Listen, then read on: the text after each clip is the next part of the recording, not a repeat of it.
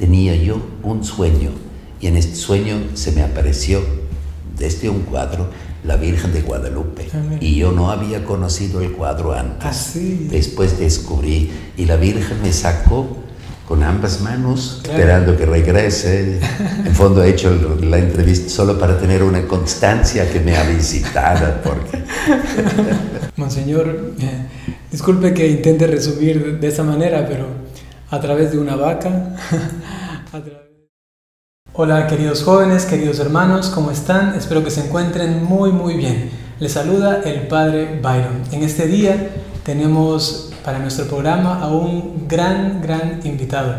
Ya lo van a conocer, está aquí a mi lado y esperemos también que ustedes tengan un momento muy agradable de compartir.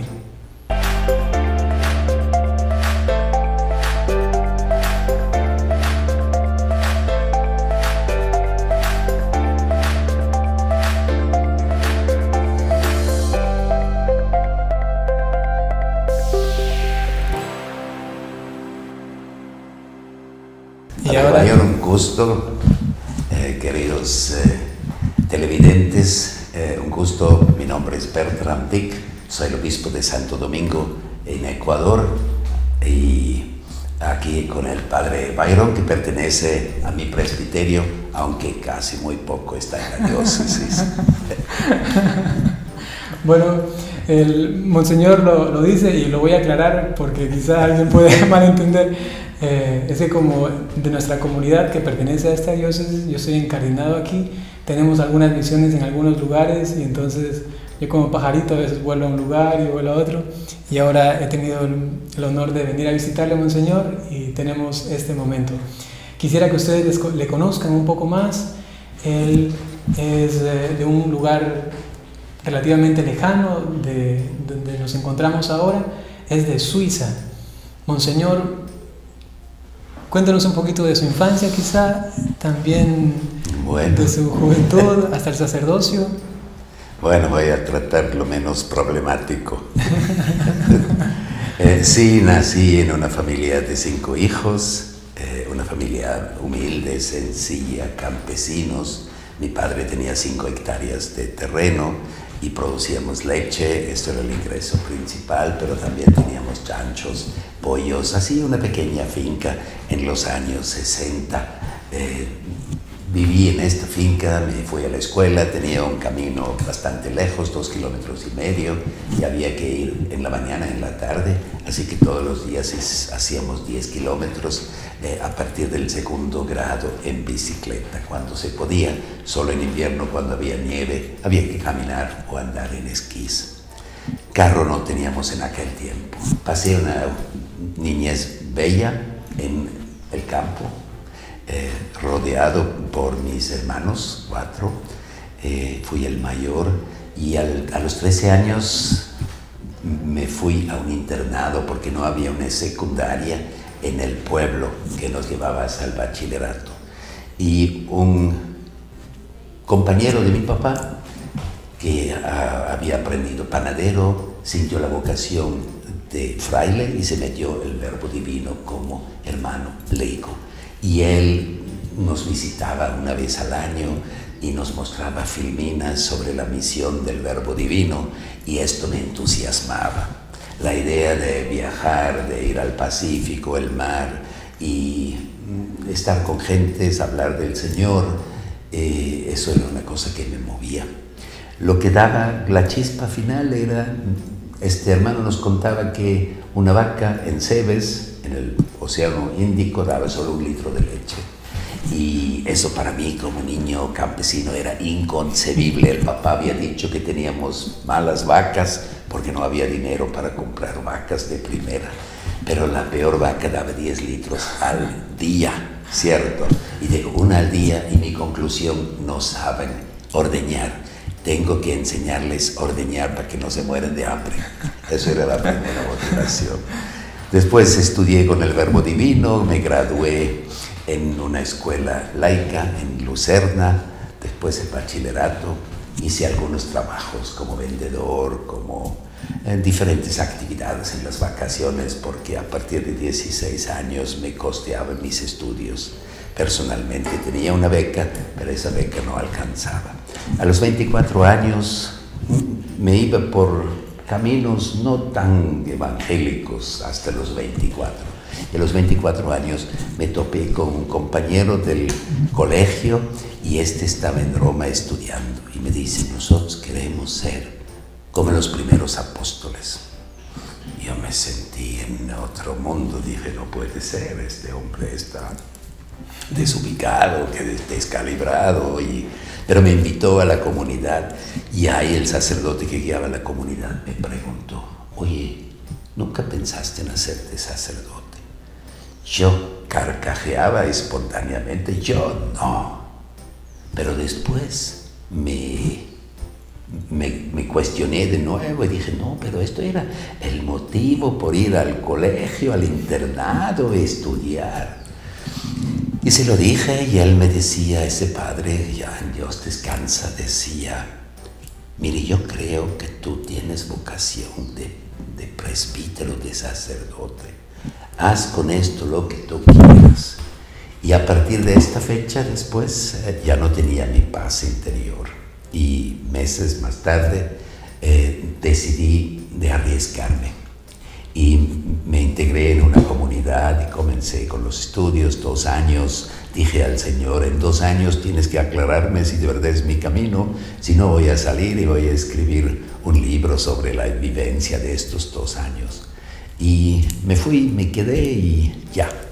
No fue el Pacífico Índico, sino llegó aquí al Ecuador. En fondo quería ir al Perú y aquí en el Ecuador llegué en el año 90 a través de un sacerdote que conocí, el padre Otmar Steli. Lo conocí en Suiza. Él estaba en el hospital de St. Gallen después de una operación donde le habían quitado más de la mitad del pulmón. Y en fondo no contamos ni él ni yo que iba a sobrevivir esto. Y 2 años más tarde, o 3, lo visité aquí en Manglar Alto, porque fui al Perú para visitar a un amigo sacerdote ahí. Y ahí comenzó la relación a intensivarse aquí. Y él me invitó, dice: vente acá porque si el Señor no me da mucho tiempo, me gustaría que puedas seguir con la labor pastoral y con la pastoral social. Como él era suizo, como yo, él trajo bastante dinero para hacer funcionar un colegio grande, programa de vivienda y todo tipo de trabajo social. En los años 90, cambio de milenio, había bastante recursos y hemos podido hacer un poco de cosas. En 1994, bueno, me ordené sacerdote en 91, aquí en el Ecuador. Aquí fue. Aquí en Guayaquil. Y en el 90 me hicieron vicario vicario parroquial. Despacio. Y fui, hasta el 94 fui vicario parroquial en Manglar Alto. Esta es la península de Santa Elena. Y después de 94 al 2005, párroco en una parroquia muy pobre, parroquia rural.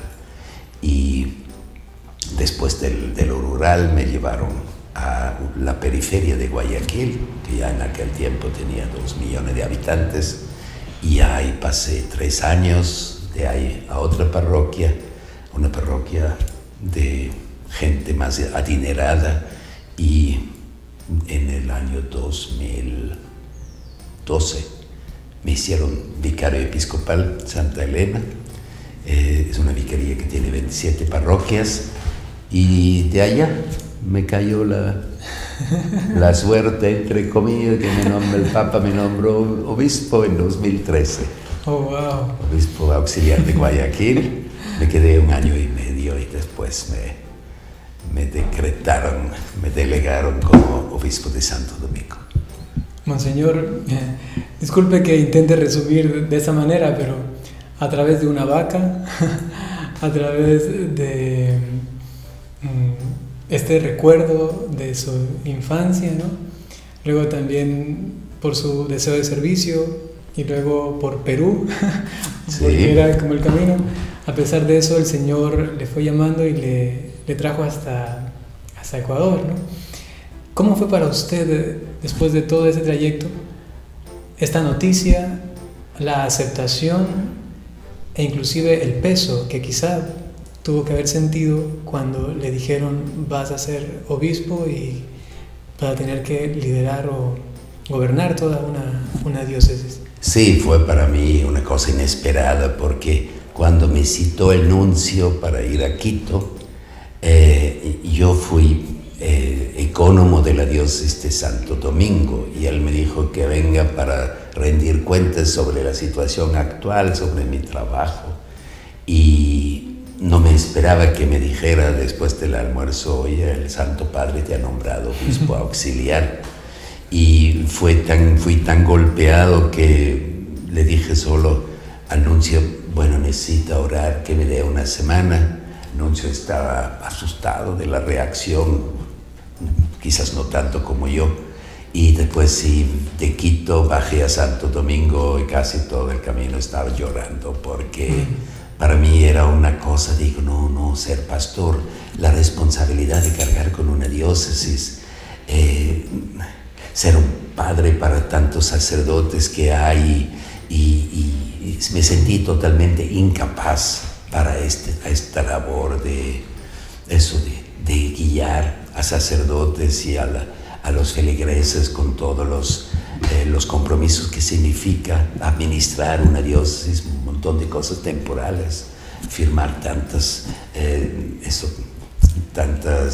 cartas de venta y escrituras, cosas que hay. Sí, escrituras era la palabra que busqué. Un montón de cosas administrativas, ¿no? Sí. Y después hablé con el padre Otmar, dice: mire, dice que me dicen esto, ¿y qué opinas? Y el padre Otmar dice que me guiaba, me hace mi guía espiritual. Dice: pues si la Virgen te propone esto, no puedes negarte.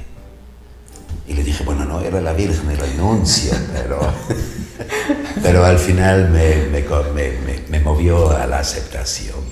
Y sentí cuando después escribí o le llamé al nuncio, no creo que le escribí, y sentí un momentico alivio, pero después otra vez regresó el peso. Y aquí estoy, sí. Y ahora ya obispo, ¿cuántos años? 8 años voy a cumplir. 8 años. Pero aquí 6, sí. ¿Qué cosas son las que más le animan a levantarse todos los días y decir: esto tiene sentido y voy a dar mi vida, ¿no? Sí, no, por supuesto, es el misterio de la fe, ¿no? Sentir la cercanía, pero también la apremiante que es la necesidad de estar despierto, de aprovechar todos los días para acercarnos al Señor. Y creo que en el oficio de pastores hay la palabra: este es el buen pastor que ora mucho por su pueblo. Es una nota, una frase que me resuena en mi interior y lo considera el trabajo primordial. Sí, estoy feliz, tengo muchos sacerdotes que de verdad que se entregan, veo que el Señor está obrando y siento que Santo Domingo ya se ha hecho mi familia. Estoy contento, por supuesto. Ninguna familia es perfecta, tampoco ningún obispo mientras que vive.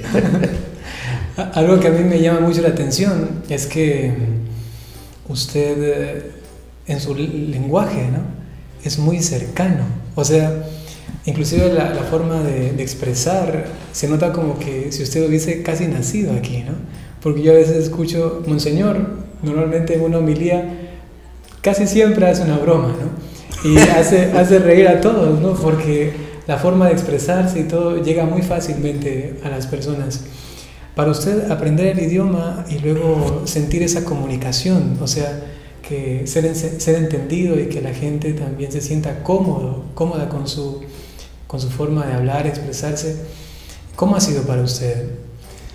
Bueno, sí me gustaban los idiomas más que matemática. Era bien malo en matemática, física, química, estas cosas no me quedaban bien.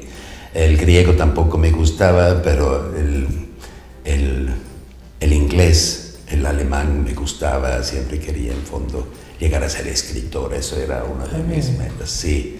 Y hoy es una penitencia tremenda escribir. Y el inglés me gustaba, aunque yo había hecho filología antigua, eso latín y griego ya en el colegio, pero después me fui a Inglaterra, he trabajado como camarero en un hotel y aprendí en poco tiempo bastante.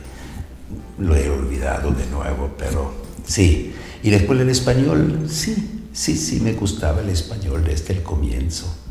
Pero sí sufro todavía porque siento deficiencias en el vocabulario que tengo y sí, a veces hay que rebuscar o en el calor de una conversación uno confunde el género de la palabra y cosas por el estilo, ¿no? Eso es una cosa que humilla algo, pero sí. Yo le voy a pedir a las personas que califiquen y seguramente del 1 al 10 todos van a dar 10, en verdad, porque es impresionantemente correcto, ¿no? Lo que, cómo lo hacen, ¿no? Monseñor Juan Larrea Holguín, yo le pedí antes de la ordenación que podría ir medio año a la Universidad Católica Quito para aprender el idioma.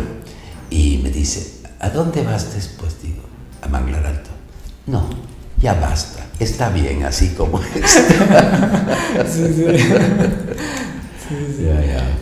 Monseñor, esto en cuanto a las cosas positivas y entrando un poquito a las cosas que quizá un poco cuestan o que quizás atrae un dolor de cabeza, de las cosas más difíciles que le ha tocado vivir como obispo o que tiene que asumir o cargar. Sí, una de las cosas más difíciles sí es ver la indiferencia de la gente, de mucha gente, no de toda la gente, pero de mucha gente que sí es bautizada y no, es como que mucha gente se ha perdido solo en las cosas del aquí y ahora, en las cosas materiales. Esto es algo que me angustia, ¿ves? Cuando veo cantidad de gente en una fiesta como Santo Domingo, sea provincialización, digo, todo esto son ovejitas de tu rebaño y llegarán a donde tienen que llegar. Y cuando estoy en las confirmaciones, yo pido al Señor sobre cada confirmando, Señor, haz que no se pierda. Porque sí veo que con qué facilidad uno bota los criterios, valores de nuestra fe, el respeto a la vida, el respeto a la persona. No hay valores hoy, la sociedad en sí está totalmente basada en antivalores. Lo que vale es vender, comprar, producir. Si produces dinero, sea a través de la compra o tu producción, tu trabajo, ya. Si no, chao, no tienes importancia, eres un estorbo. Y esto es una cosa que me cuesta mucho. Y la otra parte también es ver sacerdotes a veces que en su soledad pierden el entusiasmo, pierden el fuego, el celo apostólico y asumen su tarea como una función que tienen. Y que cuando no arden adentro para conquistar las almas, es una cosa que ni hablar, que si tiene uno u otro que ha cometido algún pecado más grave, como abuso, alguna cosa, esas son cosas que a uno le destruyen interiormente, ¿no? Entiendo, sí. Recientemente hice un video justamente al respecto de los abusos y intentaba enfocarlo de los buenos testimonios de sacerdotes, pero también aceptar de que lamentablemente hay esas situaciones tan condenables, ¿no? de parte de ministros de la Iglesia. Así que de paso pedimos también mucha oración por todos los sacerdotes, todos los que se encuentran en algún ministerio de liderazgo, para que lo asuman con mucha humildad y servicio y que no pierdan de vista que Jesucristo vino a servir, ¿no? Y no a ser servido. Monseñor, un poquito aquí adentro en su corazón, si nos deja entrar, si le pregunto cuáles son sus 3 amores, ¿qué me podría decir? Los 3 amores, bueno, sí, debería ser el Señor, el Señor, la Eucaristía, nuestra Madre y en sí, la Iglesia. iglesia, no, la iglesia que es, a la iglesia debo todo, porque sin la iglesia no hubiera recibido la fe, no hubiera recibido el llamado. Y sí, esto en fondo son las tres cosas, no son cosas, son las tres personas, puedo decir, la iglesia, Cristo total.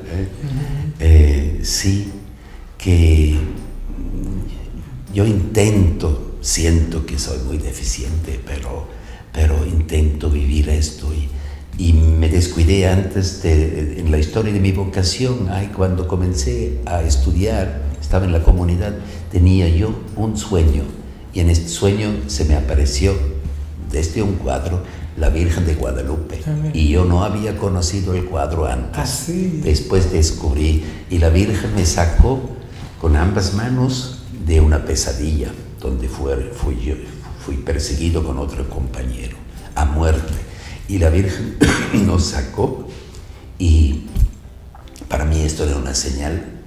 La Virgen María me quiere en América Latina.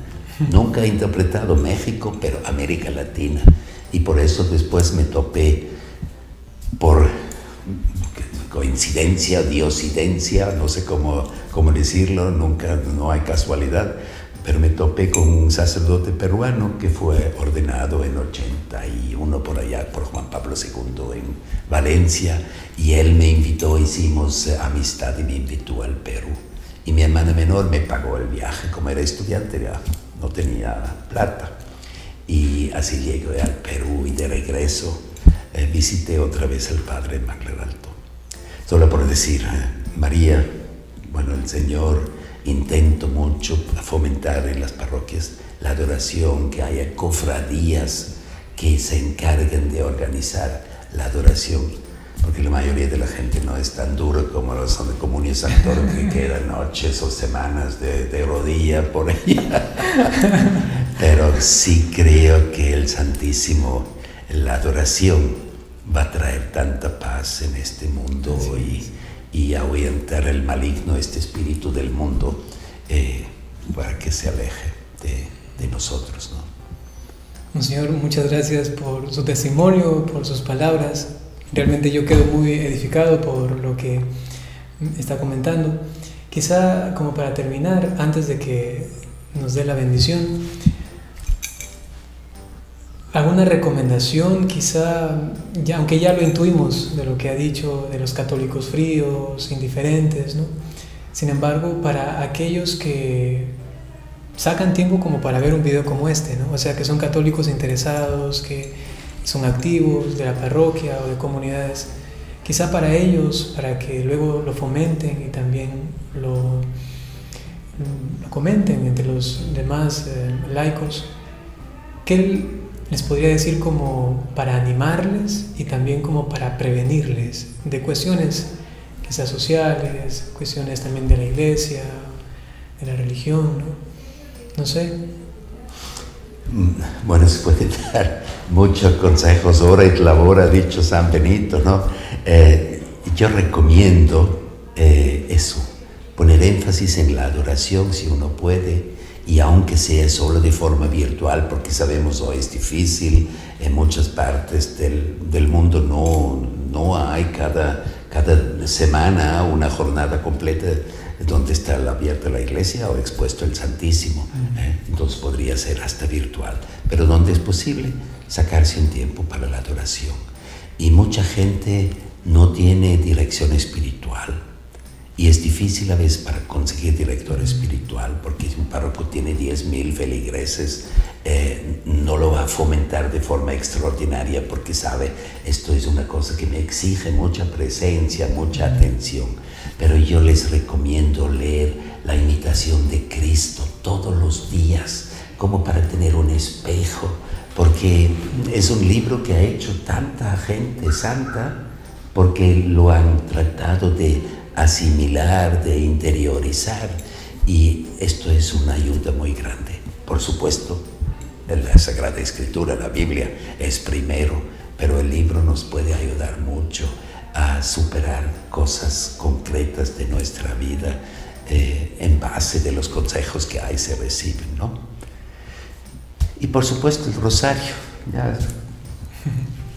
Si puede alguien ir a misa todos los días, bendito Dios, ¿no? Si alguien vive este misterio, que no sea solo una rutina y uno anda y ya, y nada más cuando uno ha ido ya.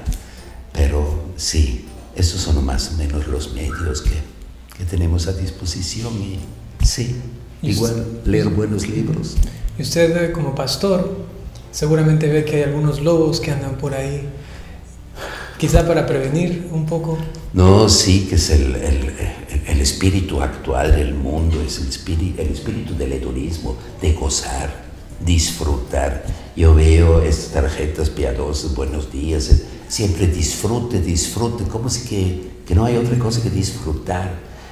Por supuesto se puede disfrutar la adoración, etcétera, pero no es ese goce constante donde uno quiere sentirse bien por disfrutar. Por disfrutar significa en fondo quitar el fruto, comerse el fruto de algo agradable, sino para encontrar en cada oportunidad un chance para amar, para entregarnos, hacer el bien donde estemos. Por eso todo el libertinaje que hoy hay, el tema, tanta gente católica que anda con moda, que dices, ¿cómo puede ser? Tanta gente que es muy tacaña para hacer las obras de misericordia. Pensaba hace poco el óvulo de San Pedro en la catedral, $1000 en la catedral. Bueno, son 4 misas, pero seguro habrá habido casi 1000 personas que andan a misa y cada uno $1 para el óvulo de San Pedro. Donde veo que somos muy mediocres, ¿no? Mediocres. Pero seguimos por el camino. El Señor tiene tanta paciencia. Así que les doy la bendición. Muchas gracias. Al entrevistador. También, claro. Esperando que regrese. En fondo he hecho la entrevista solo para tener una constancia que me ha visitado.